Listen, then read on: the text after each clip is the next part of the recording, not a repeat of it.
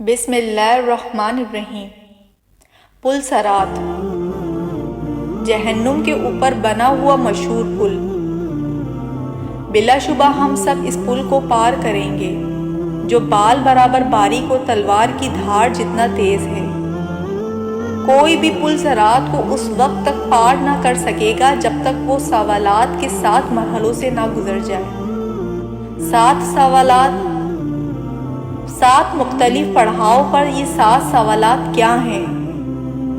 کیا آپ ان کا جواب دینے کے لیے تیار ہوں گے؟ حضرت محمد صلی اللہ علیہ وآلہ وسلم نے ایک حدیث میں پل صراط کو یوں بیان فرمایا: پل صراط کو پار کرنے کا انحصار ہر ایک کے اعمال پر ہے۔ کچھ لوگوں کے لیے یہ بہت آسان ہوگا اور کچھ کے لیے بہت مشکل۔ یہ جہنم کا ایک پل ہے جو کہ بال سے زیادہ باریک اور تلوار کی دھار سے زیادہ تیز ہے۔ اس میں کانٹے اور بیڑیاں ہیں جو ان کو گرفت میں لیں گی جسے اللہ چاہے گا۔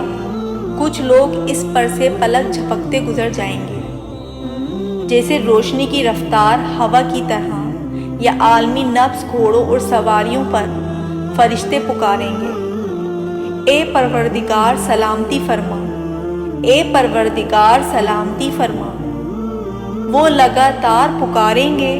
وہاں ایسے لوگ ہوں گے جن کو خراش بھی نہ آئے گی، اور ایسے بھی ہوں گے جنہیں ہتھوڑے سے مارا جائے گا، اور ایسے بھی ہوں گے جن کے چہرے آگ میں جھونک دیے جائیں گے۔ جی ہاں، جیسا کہ حدیث سے ثابت ہے کہ لوگ خدا کی بارگاہ میں اپنے درجات کی بنیاد پر اس پل کو پار کریں گے۔ کچھ لوگ اسے روشنی کی رفتار سے پار کریں گے، جبکہ دوسرے رینگ کر اس سفر کا اختتام کریں گے۔ جیسا کہ قرآن مجید کی سورت 79 آیت 6 میں درج ہے کہ حضرت اسرافیل علیہ السلام 2 دفعہ سور پھونکیں گے، اور پہلی دفعہ سور پھونکنے پر سوائے ان کے جسے اللہ سبحانہ تعالیٰ چاہے، زمین اور آسمانوں کی ہر چیز اس کی ہیبت سے لرز اٹھے گی، اور اس کے ساتھ ہی قیامت برپا ہو جائے گی۔ دوسری دفعہ سور پھونکنے پر سب دوبارہ زندہ ہوں گے اور اپنے رب کی طرف دوڑیں گے تاکہ میدان حشر میں جمع ہو جائیں۔ روز محشر کا مقام وہ لوگ اس خوفناک قیامت میں دوبارہ اٹھائے جائیں گے۔ ان کو ان کے اعمال کا حساب دیا جائے گا جو انہوں نے دنیا میں کیے تھے، جیسا کہ قرآن مجید کی آیات میں بتایا گیا ہے۔ دائیں ہاتھ میں اعمال نامہ پانے والے کے لیے جنت کی بشارت ہے۔ اگر اعمال نامہ بائیں ہاتھ میں یا پیچھے سے دیا جائے گا، یہ جہنم کے عذاب کی وعید ہے۔ زمین پر ہمارے ساتھ کرامن کاتبین کے نام سے 2 فرشتے ہر جگہ ہر وقت ہمارے اعمال لکھتے ہیں، لہٰذا ہمارے کیے گئے تمام اچھے اور برے اعمال ہمارے سامنے ہوں گے۔ اعمال نامہ کے حوالے سے سورۃ الکہف کے آیت نمبر 49 میں بتایا گیا ہے: اور ان کے سامنے اعمال نامہ رکھ دیا جائے گا، پھر تو مجرموں کو دیکھے گا، اس چیز سے ڈرنے والے ہوں گے جو اس میں سے ہیں، اور کہیں گے افسوس ہم پر یہ کیسا اعمال نامہ ہے کہ اس نے کوئی چھوٹی یا بڑی بات نہیں چھوڑی، مگر سب کو محفوظ کیا ہوا ہے، اور جو کچھ انہوں نے کیا تھا سب کو موجود پائیں گے، اور تیرا رب کسی پر ظلم نہیں کرے گا۔ روز محشر اعمال نامہ ہمارے سامنے رکھا جائے گا۔ ایک دفعہ اعمال نامہ مل گیا تو ہم اپنی منزل کے قریب پہنچ جائیں گے، لیکن آخری منزل سے پہلے ایک اور پڑاؤ بھی ہے، ایک ایسا پڑاؤ جو بال سے باریک اور تلوار کی دھار سے تیز ہے، ایک ایسا پڑاؤ جسے بغیر کسی استثناء کے سب کو پار کرنا ہوگا۔ یہ پڑاؤ پل صراط ہے۔ تم میں سے کوئی بھی ایسا نہیں جس کا اس پر گزر نہ ہو، یہ تیرے رب پر لازم مقرر کیا ہوا ہے۔ حدیث کے مطابق پل صراط جہنم کے اوپر ایک سیدھا رستہ ہے، ہر کوئی اس پر سے گزرے گا۔ ایمان والے اس پر سے اپنے اعمال کے مطابق تیزی سے یا آہستگی سے گزریں گے، جبکہ کافر اور گناہگار لوگ ٹھوکر کھا کر جہنم میں جا گریں گے۔ پیارے نبی صلی اللہ علیہ وآلہ وسلم نے فرمایا، سب سے پہلے پل صراط کو عبور کرنے والے آپ صلی اللہ علیہ وآلہ وسلم ہوں گے، اور پھر آپ صلی اللہ علیہ وآلہ وسلم کی امت۔ مگر لوگوں کے اعمال اچھے ہوں گے تو وہ تیزی سے اس پر سے گزریں گے، لہٰذا پل صراط پار کرنے کے لیے آپ سے کیا پوچھا جائے گا؟ پل صراط پر ہر ایک سے اس کی زندگی کے اچھے اعمال اور گناہوں کے بارے میں پوچھا جائے گا۔ جیسا کہ ہم نے شروع میں کہا کہ پل صراط کو 7 مرحلوں پر سوالات کے بغیر پار نہیں کیا جا سکتا۔ 7 پڑاؤ کے 7 سوالات۔ پہلے پڑاؤ پر جو پہلا سوال ہوگا وہ ہمارے ایمان کے بارے میں ہے۔ اگر ہمارا ایمان کامل ہے تو ہم بآسانی پہلے مرحلے سے گزر جائیں گے، لیکن کافر پہلے ہی مرحلے میں جہنم میں جا گرے گا۔ ہم جانتے ہیں کہ ان لوگوں کا آخری ٹھکانہ جہنم ہے جن کو ایمان لانے کا موقع دیا گیا لیکن وہ پھر بھی ایمان نہ لائے۔ خدا نے اپنی پاک صفات اور نیک بندوں کے ذریعے اپنا تعارف کروایا، تو جو ایمان نہیں لائے بالآخر ان کا آخری ٹھکانہ جہنم ہے، اور جہنم اتنی بے رحم ہوگی کہ جب اس سے پوچھا جائے گا کیا تم بھر گئی ہو تو یہ چلا کر کہے گی کیا اور نہیں ہے۔ دوسرے لفظوں میں اس دن تمام کافر جہنم میں جھونکنے کے بعد بھی کوئی چیز اس کا پیٹ نہیں بھر سکے گی۔ لیکن ڈریے مت، اگر آپ ایمان لائے اور آپ نے نیک عمل کیے تو آپ کو روز محشر کی سختیوں سے پلک جھپکتے ہی چھٹکارا مل جائے گا، بالکل ایسے جیسے حضرت ابراہیم علیہ السلام آگ میں صحیح سلامت رہے۔ اگر آپ ایمان لائے لیکن خود کو بچانے کے لیے اچھے اعمال جمع نہیں کیے تب بھی آپ کے پاس موقع ہے، ورنہ آپ کے گناہ کانٹے بن کر آپ کا پیچھا نہیں چھوڑیں گے۔ اگر آپ ان کانٹوں سے پیچھا چھڑا لیتے ہیں تو بہت اچھی بات ہے، لیکن اگر ایسا نہ ہو سکا تو جہنم کی آگ آپ کو نگلنے کی منتظر ہوگی، جیسا کہ سورۃ مریم کی آیت نمبر 72 میں درج ہے۔ پھر ہم انہیں بچا لیں گے جو اللہ سبحانہ تعالیٰ سے ڈرتے ہیں، اور ظالموں کو ان سے گھٹنوں پر گرے ہوئے چھوڑ دیں گے۔ آئیے اس بات پر بات کریں کہ ہم اس پل صراط کو پار کیسے کریں گے، جہاں جہنم اپنی تمام ہولناکیوں اور دہشت کے ساتھ ہمارے قدموں تلے ہوگی۔ ہم کوشش کریں گے کہ اس پر نظر نہ پڑے اور ہماری توجہ اپنے راستے پر مرکوز رہے۔ ہم اپنے ارد گرد لوگوں کو دیکھیں گے، ایک طرف وہ لوگ ہوں گے جو اپنے گناہوں پر پچھتائیں گے، جبکہ دوسری طرف وہ لوگ ہوں گے جو جہنم میں جا گریں گے۔ وہاں ایسے لوگ بھی ہوں گے جو اس دنیا میں رہتے ہوئے آخرت کی فکر کرتے تھے، اور وہی ہوں گے جو اس پل کو تیزی سے بغیر کسی تکلیف کے پار کر لیں گے۔ پہلے سوال کے جواب میں کامیابی کے بعد ہم وہاں پہنچیں گے جہاں دوسرا سوال پوچھا جائے گا۔ ہم سے یہاں نماز کے بارے میں پوچھا جائے گا، جو کہ ایمان کے بعد دین اسلام کا سب سے اہم ستون اور اس کے بنیادی ارکان میں سے ایک ہے۔ آپ کی نمازیں جتنی مکمل اور خالص ہوں گی، آپ کا حساب اتنا ہی آسان ہوگا، لیکن اگر نماز آپ کی صحیح نہیں ہے تو شاید آپ کے عقیدے کی عمارت گر جائے گی۔ ہمارے پیارے نبی صلی اللہ علیہ وآلہ وسلم نے فرمایا، نماز دین کا ستون ہے، جس نے اس کو ترک کیا بس اس نے پورے دین کو منہدم کیا۔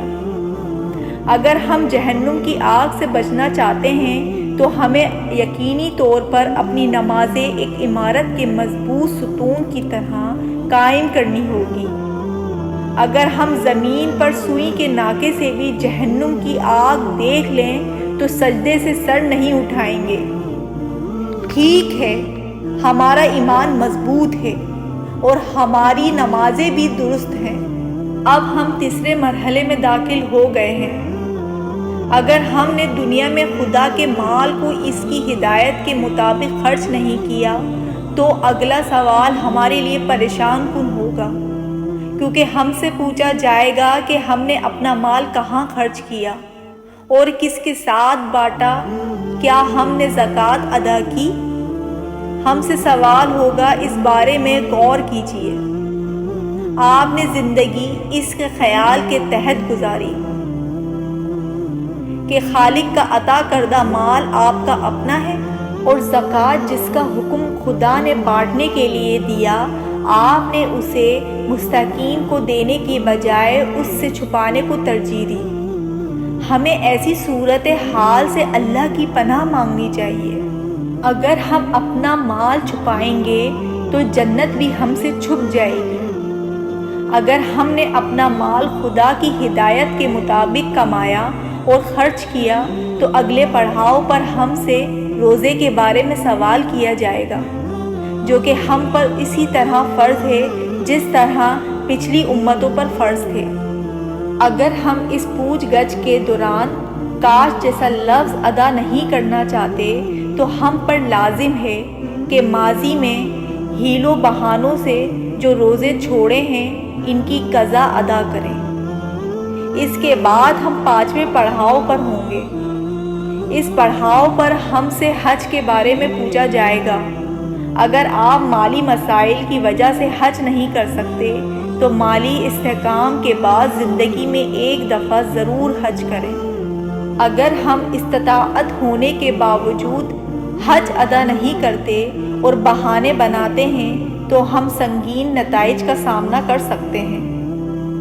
6 پڑاؤ پر ہم اس موضوع کی طرف آئیں گے جو بنا استثناء کے ہر کسی سے متعلق ہے۔ یہ موضوع حقوق العباد و صلہ رحمی ہے۔ ہم ہمیشہ دوسروں کا حق غصب کر کے ان کے حقوق نظر انداز کرتے ہیں، تاہم بہت سی چیزیں لوگوں کے حقوق میں شمار ہوتی ہیں۔ بعض اوقات ہم ایسا لا علمی میں کرتے ہیں، بعض اوقات ہم جان بوجھ کر ایسا کرتے ہیں یہ سمجھ کر کہ کچھ نہیں ہوگا۔ مثال کے طور پر ہم یہ جانتے بغیر کہ آیا یہ سچ ہے یا نہیں، کسی کے بارے میں باتیں پھیلاتے ہیں، لہٰذا ہم آسانی سے بہتان یا غیبت کا حصہ بن جاتے ہیں۔ ہمارے دین میں خاندان اور رشتہ داروں کا تصور بہت اہم ہے، لہٰذا اس کو بہت اہمیت دینی چاہیے۔ تاہم ہو سکتا ہے کہ ہم اپنے تمام رشتہ داروں کے ساتھ ہمیشہ نہ رہیں، ہمیں ان کے کچھ رویے ناپسند ہوں، لیکن ہمیں ان سے مکمل قطع تعلق نہیں کرنا چاہیے۔ آئیے صحابہ اکرام رضوان اللہ علیہم اجمعین کی حیات پر نظر ڈالیں۔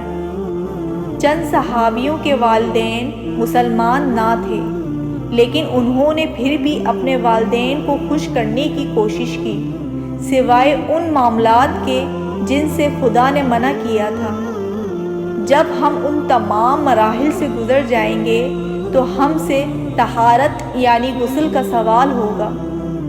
اگر ہم پچھلے 6 سوالوں میں کامیاب رہے، خدا کے فضل سے ہم ان لوگوں میں شامل ہوں گے جو صفائی کو ترجیح دیتے ہیں۔ اگر ہم طہارت کا خیال نہ رکھتے تو پچھلے سوالات میں کامیابی بھی ممکن نہ ہوتی۔ ان تمام سوالات کے بعد جہنم اپنے حقدار کو لے لے گی اور جنت خدا سے اپنے رہائشوں کا سوال کرے گی۔ نبی اکرم صلی اللہ علیہ وآلہ وسلم نے ایک حدیث میں فرمایا، بہت سے لوگوں کو پل صراط کا پتہ بھی نہ چلے گا اور وہ فرشتوں سے اس بارے میں پوچھیں گے کہ وہ جہنم اور پل صراط کہاں ہے، کیا ہم نے اس سے عبور کر لیا؟ فرشتے جواب دیں گے کہ تم جہنم کے اوپر اس پل کو پار کر چکے ہو۔ لیکن تمہارے اعمال کے نور کی وجہ سے جہنم کی آگ بجھ گئی اور ڈھانپ دی گئی۔ کہا جاتا ہے کہ جہنم کی آگ مومنین سے کہے گی، اے مومنوں، میرے اوپر سے تیزی سے گزرو، کیونکہ تمہارے اعمال کا نور میری آگ کو بجھاتا ہے۔ خدا کی مرضی ہوگی تو ہمیں جنت بطور انعام مل جائے گی، جو کہ اس سفر کے اختتام پر ایک خوبصورت جگہ ہے، ایسی خوبصورت کہ کسی آنکھ نے نہ دیکھی، کسی کان نے نہ سنی، کوئی انسان خواب میں بھی جنت کی خوبصورتی کا تصور نہیں کر سکتا۔ نیک اعمال کے ساتھ زندگی گزارنا اتنا بھی مشکل نہیں ہے۔ ہمیں زمانہ آخر کے خوشگوار ہتھ کنڈوں سے بچنے کے لیے کچھ خاص اقدامات کرنے کی ضرورت ہے۔ یاد رکھیے کہ ہم نے جتنی باتیں کہیں سب درست ہیں اور لازماً وقوع پذیر ہوں گی، تو کیا دنیا میں عارضی زندگی کے لیے آخرت تباہ کرنا ضروری ہے؟ ٹھیک ہے، آپ کو کس کی زیادہ فکر ہے، دنیا کے عارضی پل کی یا اس پل کی جو ابدیت کی طرف لے کر جاتا ہے؟ ہمارے چینل کو سبسکرائب کریں اور اوپر دیے گئے بیل کے بٹن کو کلک کریں تاکہ آنے والی ہر نئی ویڈیو آپ تک پہنچ سکے۔